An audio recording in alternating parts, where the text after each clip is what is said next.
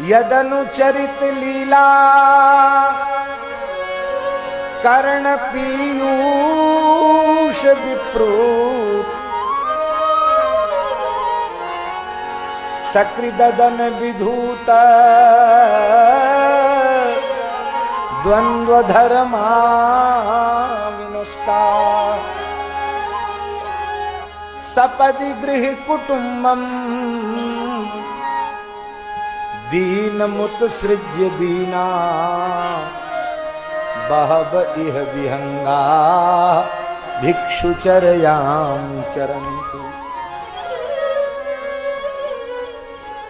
महाभाव स्वरूपा श्री कृष्ण प्राण वल्लभा श्री राधा रानी कह रही है, अरे भ्रमर,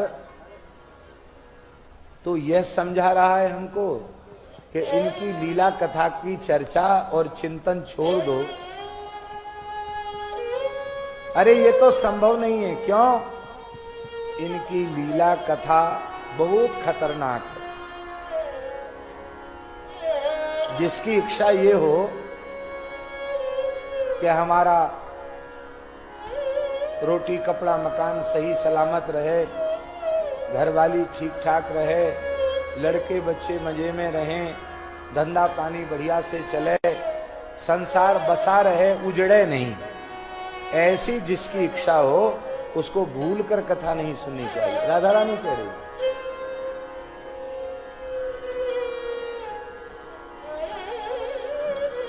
सुननी भी नहीं चाहिए, कहनी भी नहीं चाहिए। इसलिए क्योंकि सबसे पहला श्रोता तो वक्ता ही होता है। पहला श्रोता वक्ता होता है।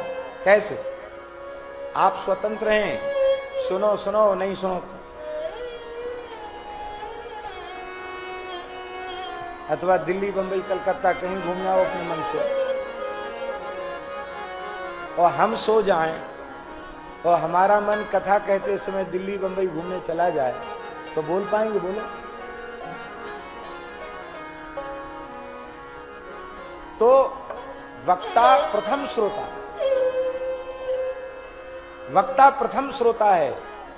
बस ये भाव और भीतर से बना ले कि हम अपनी कथा के प्रथम श्रोता हैं। जैसे श्रोताओं पर कथा का प्रभाव पड़ता है, ऐसे भैया पहले श्रोता पर भी कथा का प्रभाव पड़ना चाहिए। जो हम वाणी से बोलते हैं वो हमारे व्यवहार में आना चाहिए। इतना विचार और वक्ता कर ले, काम बन जाएगा। ऐसा हो जाए तो अलग से साधन की भी जरूरत नहीं। संत रैदास जी कहते हैं, कथा कहें अरु अर्थ विचारे, कथा कहें अरु अर्थ विचारे, आप तरें औरन को तारे, आप तरें औरन को तारे। कह रैदास मिले हरिदासा, कह रैदास मिले हरिदासा, जन्म जन्म की पूरी आशा, जन्म जन्म की पूरी आशा, जन्म जन्म की पूरी आशा। गरीबी से दुखी होकर के भागवत का आश्रय लिया है तो बोले ये हमारी प्रतिज्ञा है, ये हमारा अनुभव है कि सकाम भाव से भी भागवत का आश्रय लेने वाला अंत में निष्काम हो जाएगा। लोभ पूर्वक आश्रय लेने वाला भी निर्लोभ हो जाएगा। क्यों? बोले नैष्कर्म्यमाविष्कृतम, इसमें निष्कामता का आविष्कार किया। हाँ, बस शर्त यह है कि थोड़ा दिखावा से, दंभ से, पाखंड से बचकर कम से कम ईमानदारी से कथा तो कहे। अब तो ईमानदारी से कथा भी कहना लोगों ने बंद कर दिया। बोलिए, कथाएं नाटक नौटंकी जैसी हो गई हैं। एक दो श्रृंगार करने वाले संग में चलते हैं, तो आज अमुक चरित्र है तो उसमें सजावट करेंगे। वो कहीं कहीं हमारी इच्छा के विरुद्ध भी ऐसी लीला हो जाती है। हमारी इच्छा नहीं रहती, लेकिन आयोजक हैं, वो कहते नहीं नहीं अमुक हमारे रिश्तेदार ने कराया था, वो झांकियां बनी थी महाराज जी, और सब बच्चों की इच्छा है झांकी बननी चाहिए। अब भैया सबकी इच्छा है, और विशेषकर गृहस्थ स्वामिनी की इच्छा है, तो उसका विरोध करने पर तो पंडित जी को पानी मिलना मुश्किल हो जाए। इस प्रसंग में ये बात आ गई, पता ही कहां से आ गई ये लोक चर्चा। हाँ, ये कह रहे हैं पूज्य श्री पंडित श्रीनाथ शास्त्री जी की बात हम चर्चा कर रहे थे कि निर्लोभ और निष्काम भाव से कथा कहनी चाहिए। कथनचित हमारा वैसा अंतःकरण नहीं बन पाया, पर ईमानदारी से यदि हम भगवान की कथा का आश्रय लें तो धीरे धीरे पता नहीं कौन सी कथा लग जाए, पता नहीं कौन सा संत का वचन हमारे हृदय में बैठ जाए, और इससे हमारा संसार का द्वंद्व मिट जाए। इसलिए भगवत कथा का आश्रय साक्षात श्री कृष्णाश्रय है। कथा का आश्रय और भगवान का आश्रय दो नहीं है, एक ही है।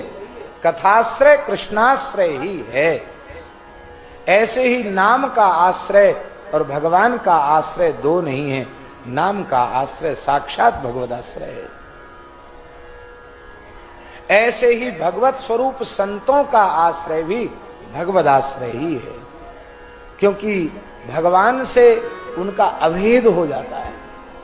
ऐसे भक्त का संपर्क वो भी भगवत आश्रय है।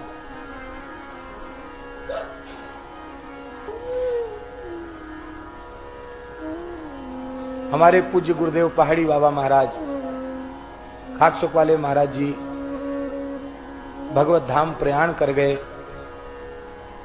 हम अयोध्या जी में थे, छावनी में कथा चल रही थी, और उसी दिन कथा की पूर्णता थी जिस दिन महाराज जी का शरीर पूरा हुआ। सूचना मिली, जाना तो हमको था ही, टिकट था ही, और कोई सुविधा नहीं थी। राघव जी वाले महाराज जी, अपने राम महाराज जी, सब लोग स्टेशन पर थे। गाड़ी आने में विलंब था, और हम तो ऐसे छटपटा रहे थे कि पंख हो तो उड़ के पहुंच जाएं। तो आंख में आंसू देखकर महाराज जी ने एक वाक्य कहा, पूज्य भक्तमाली जी महाराज। महाराज जी बोले, पंडित जी बहुत दुखी हो, क्या बात? महाराज जी पंडित जी कहते थे, पंडित जी बहुत दुखी हो, क्या बात है? देखो, गुरु मरे और चेला रोया, कहे कबीर दोनों ने खोया। क्या कहा महाराज जी ने? गुरु मरे और चेला रोया, तो कहे कबीर दोनों ने खोया। दोनों ने क्या खो दिया? बोले, गुरुजी यह शिक्षा न दे सके कि गुरु तत्व मनुष्य नहीं है, वो परब्रह्म है, और जब परब्रह्म है तो अविनाशी है, गुरु कभी मरते नहीं है। और जब ये बोध शिष्य को हो जाएगा तो वो अनुभव करेगा, अब तक गुरुजी लीला करते हुए एक शरीर में, एक देश में विराजमान थे, पर अब वे गुरुजी हमारे रोम रोम में विराजमान हो गए हैं, हमारे हृदय सिंहासन पर विराजमान हो गए हैं। हम आपसे बहुत विश्वास पूर्वक यह बात निवेदन कर रहे हैं, सदगुरु के प्रति भगवत भाव होवे तो गुरुजी के लौकिक रूप से अंतर्धान होने के बाद भी आपको अनुभव होगा कि गुरुजी ने हमारा हाथ पकड़ रखा है। हमारी जैसी श्रद्धा होनी चाहिए वैसी तो हमारे में नहीं है, लेकिन हम आपको सत्य कह रहे हैं। इन महात्माओं के सामने कुछ बनावटी बात बोलना तो अपराध है। हमको आज भी यह अनुभव रहता है कि सद्गुरु भगवान ने हमारा हाथ पकड़ा हुआ है।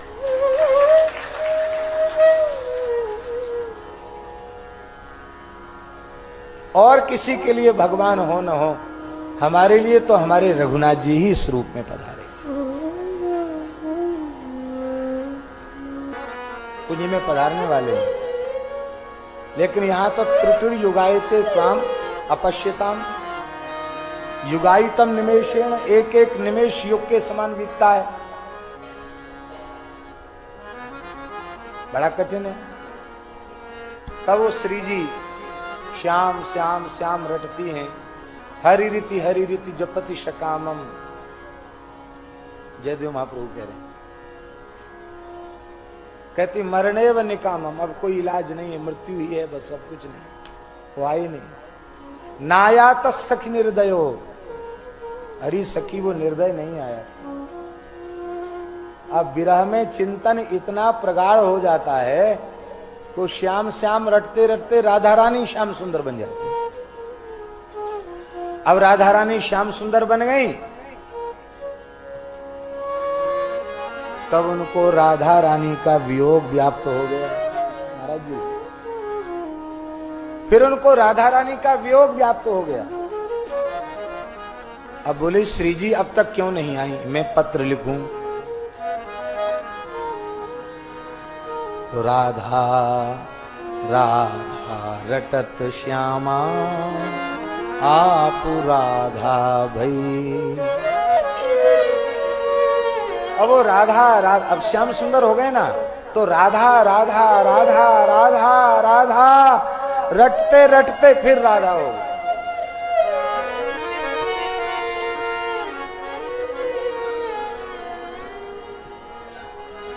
ये एक प्रकार से प्रेमाद्वैत है। प्रेम की इस प्रकार की विलक्षण अवस्था है। तो यहां तक पहुंचना है, पर यहां तक पहुंचने के लिए एक इकाई जो है, एक जो इकाई है, उस इकाई को पहले स्वीकार करना पड़ेगा।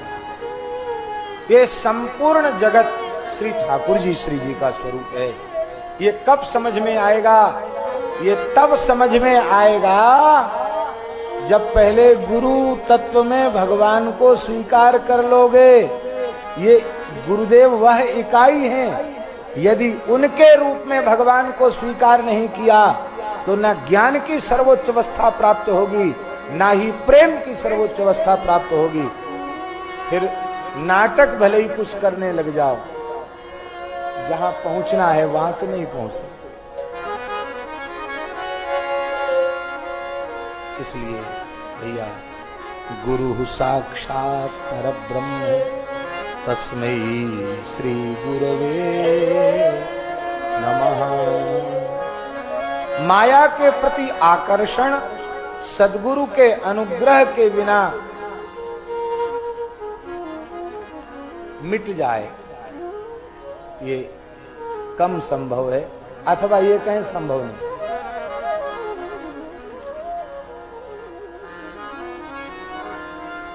कबीरदास जी कह रहे हैं, इसको दूसरे अर्थ में मत लेना, ये गुरु तत्व की महिमा के अर्थ में लेना। कबीर जी दूसरे की निंदा कर रहे हैं, इस अर्थ में मत लेना इसको।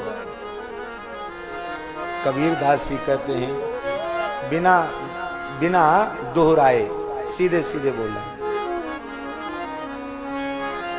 रमैया की दुल्हन लूटल बाजार। रमैया की दुल्हन माया, रमैया की दुल्हन लूटल बाजार।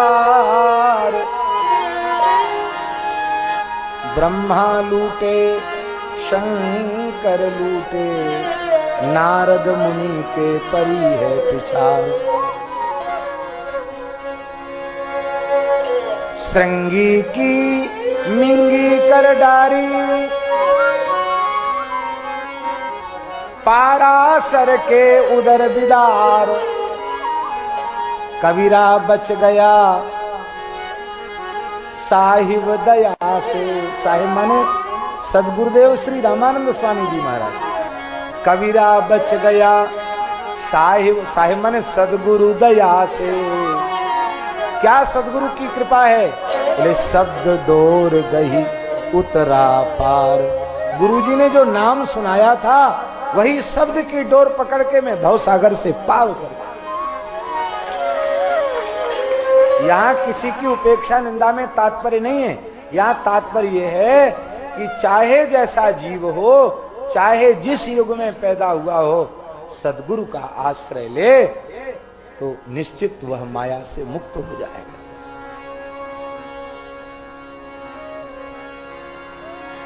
क्योंकि गुरुजी शरणागत को क्या समझाते हैं?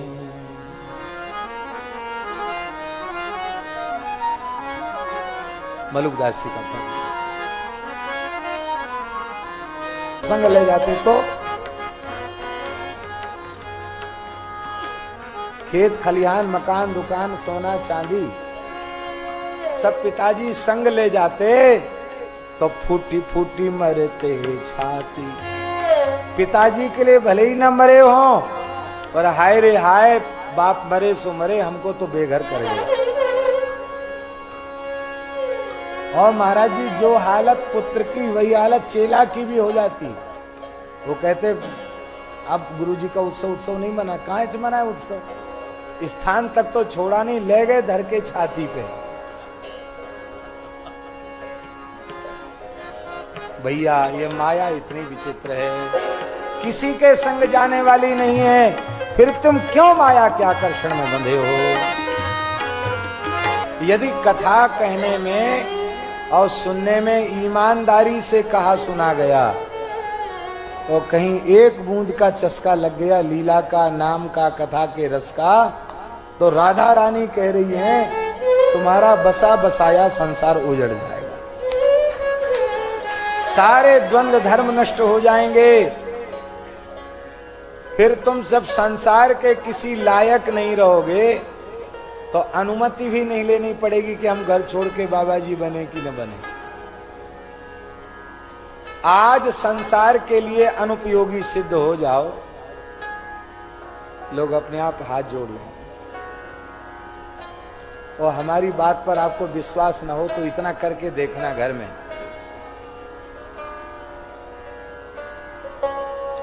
ना तो कुछ शरीर से काम करो, ना कुछ कमा के लाओ,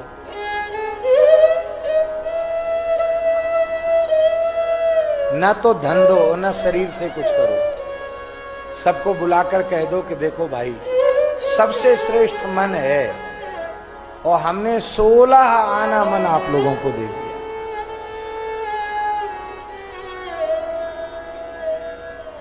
आपको कुछ करो मत, थोड़े दिन में चाय बाल भोग राजभोग सब बंद, और घर के लोग सर्वसम्मति से कहेंगे कि बाबूजी हमें आपके मन की बिल्कुल जरूरत है, आप वृंदावन चले जाओ, बिहारी जी को मन दे दो, हमें तो तुम्हारे शरीर से कुछ कमा के लाओ, शरीर से कुछ काम करो, धन कमा के लाओ, घर की आवश्यकताओं को पूरी करो, बस हमें तो इतनी जरूरत है, मन की हमें जरूरत नहीं है। पर दुख की बात है, भगवान को धन दिखाता है मनुष्य, 10, 20, 100, 50 रुपया फेंक कर समझता अरे भाई वे लक्ष्मीपति हैं, तुम्हारे 1500 रुपए की भेंट से भी क्या उनका बनने बिगड़ने वाला है। शरीर संसार की, धन की और शरीर की आवश्यकता संसार को है, भले ही उससे संसार का व्यवहार पूर्ण करो, पर मन भगवान के चरणों में दे दो। भैया जब संसार के लिए अनुपयोगी सिद्ध हो जाओगे तो संसार के लोग अपने आप उपेक्षा कर देंगे, उन्हें यह पता चल जाएगा हमारे किसी मतलब का नहीं, मतलब का होगा ना तो मरता हुआ होगा हॉस्पिटल में तो भी कहेंगे डॉक्टर से ऐसा इंजेक्शन लगा दो होश में आ जाए। क्यों? लिखा पढ़ी करानी, अंगूठा लगवाना। आखिरी बयान दर्ज होने हैं। स्वार्थ होगा तो, और पिताजी ने पहले ही सब दे दिया, कुछ बाकी नहीं रखा। अब न मरे में न जिए में। अब तो सुप्रीम कोर्ट ने भी कह दिया कि ऐच्छिक मृत्यु का अधिकार है। तो सुप्रीम कोर्ट ने भी कह दिया। इसलिए भैया तुमको जीने देना भी इसलिए चाहते हैं क्योंकि तुम्हारी आवश्यकता का अनुभव नहीं हो रहा। तुम्हारी आवश्यकता का अनुभव न हो तो तुम मरो चाहे जियो, कोई मतलब नहीं।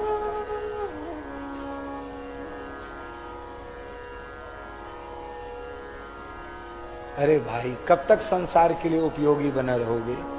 अब एक बार तो ठाकुर जी के लिए उपयोगी सिद्ध हो जाओ। धीरे धीरे अपने मन को, अपनी इंद्रियों को लोक व्यवहार से उपरमित करके इधर मन लगाओ। संतान यदि नहीं संभालना चाहती है तो भी घोषणा कर दो, बरबस राज सुत नृपदीना, नारी समेत गवन वन बरबस। हम मर जाएंगे तो नहीं संभालोगे क्या?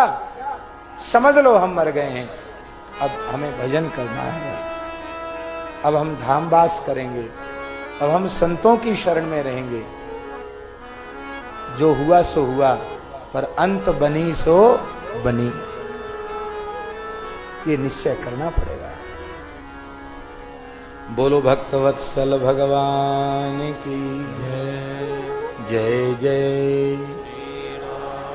सपदि गृह कुटुंबम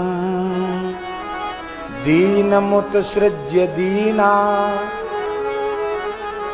बहव, ऐसे एक दो नहीं बहुत से हैं जिनको लीला कथा रस का चस्का लग गया और सब कुछ छोड़ के वृंदावन में आ गए। भिक्षुचर्याम चरन्ते, मधुकरी मांग के गुजारा कर लेते हैं। देखो, रूप सनातन जी का संसार उजड़ गया कि नहीं उजड़ा?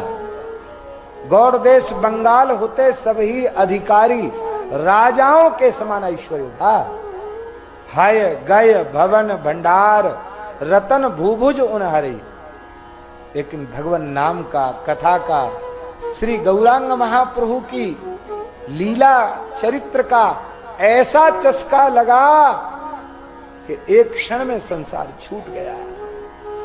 ऐसा जिनका वैभव पूर्ण जीवन रहा हो, वे श्री सनातन गोस्वामी जी महाराज महीने में एक दिन भिक्षा करने जाते थे मथुरा में। चतुर्वेदी ब्राह्मणों के यहां से मधुकरी लेके आते थे सनातन, महीना में एक दिन, और रोटी यमुना जी की रज में गाड़ देते थे। और 20-22 घंटे बाद जब आपको अनुभव होता कि अब कुछ देना है, तो एक रोटी जल में भिजाई यमुना जी के और पा लिया, फिर भजन में लग गए।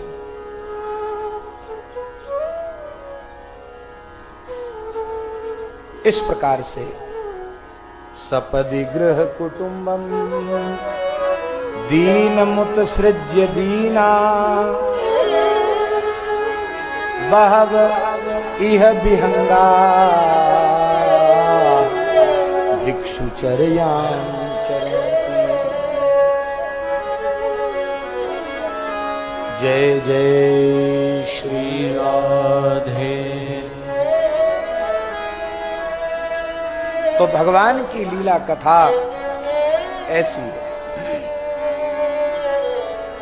गीता वाटिका में विराजने वाले श्री राधा बाबा सिद्ध कोटि के महात्मा थे। हमने प्रत्यक्ष दर्शन तो नहीं किया, बाबा ने तो दर्शन किया है, मोहनदास जी ने भी किया। तो बाबा की पुरानी बात है, बाबा उस समय बहुत प्रेम की विह्वल अवस्था में रहते थे। तो बार बार चिल्लाते थे, रोते थे, वृंदावन वृंदावन वृंदावन।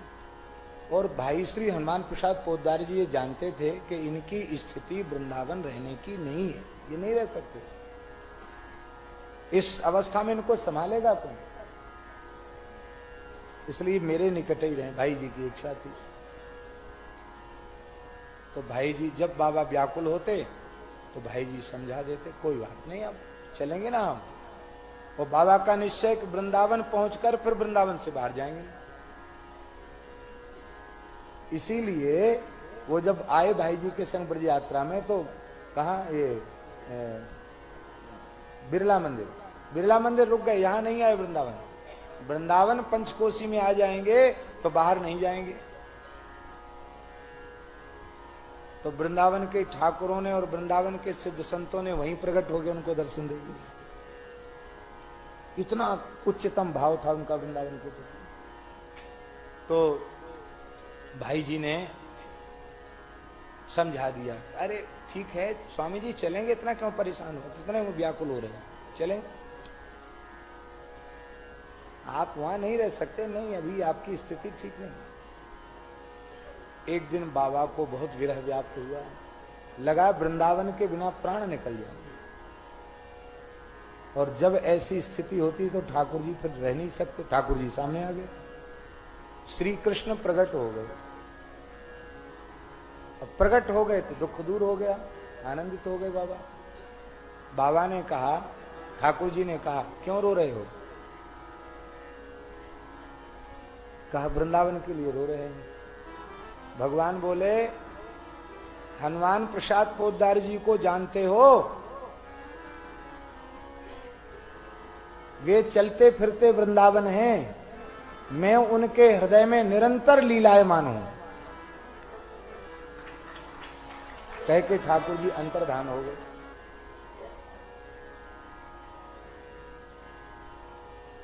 इसका कहने का अर्थ है कि श्री ठाकुर जी का जो नित्य धाम वृंदावन है, उस वृंदावन के आराध्य जो उपास्य युगल श्यामा श्याम हैं, यदि उनका नाम, उनका रूप, उनकी लीला हृदय में बस गई है भाई जी के जैसी, तो वो व्यक्ति तो वृंदावन, उसके तो हृदय में वृंदावन प्रकट हो गया।